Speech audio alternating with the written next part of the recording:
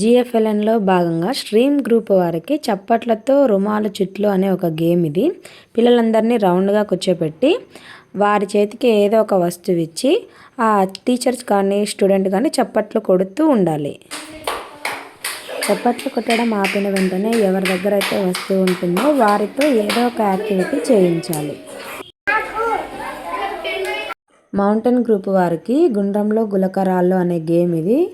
నేలపై ఒక పెద్ద వృత్తం గీయాలి. దానిలో ఒక వృత్తం, దాని లోపల ఇంకో వృత్తం, అలా ఎన్ని కావాలంటే అన్ని గీసి వాటిల్లో ఒక్కొక్క వృత్తంలో ఒక్కొక్క అక్షరంని రాయాలి. విద్యార్థులు రాయి వేసినప్పుడు ఆ వృత్తంలోకి ఏ అక్షరం వస్తుందో ఆ అక్షరంతో ఒక పదం చెప్పాలి.